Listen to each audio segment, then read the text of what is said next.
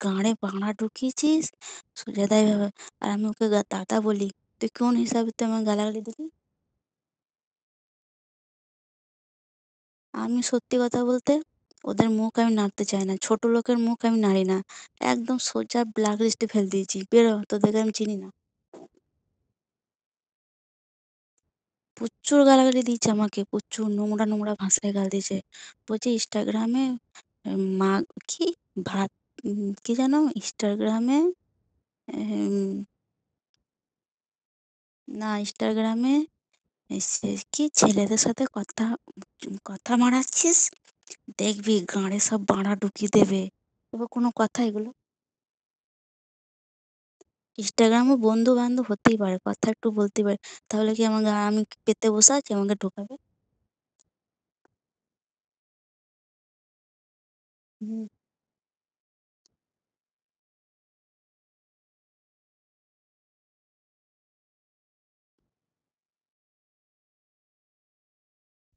হ্যাঁ, আমি সত্যি আমি না কেঁদেছি বসে, বসে। এইভাবে সুজাতা আমাকে গালাগালি দিয়েছে। সুষমা বলেছে, সুষমাদি বলছে, "হারামি মেয়ে ছেলে" আমাকে বলছে। জানি না তুই কটা নাম করিস?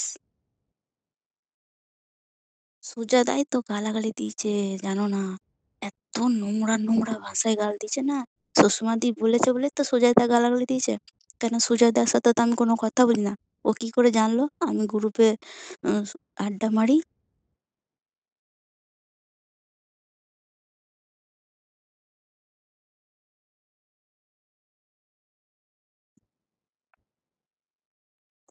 কি বাজে, বাজে আমাকে গালাগালি দিয়েছে আর আমি কাঁদছি বসে, বসে।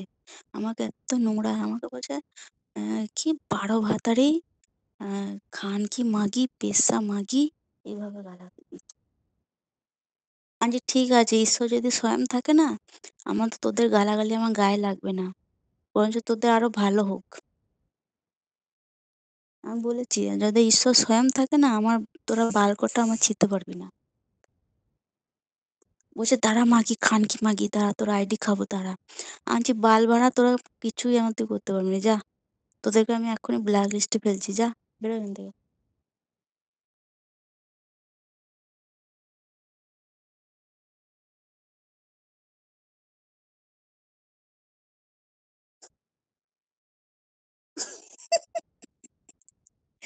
কি আমাকে গালাগালি সত্যি আমি যতদিন বেঁচে থাকবো না এদেরকে আমার ওই গালাগালি কটা মনে থাকবে।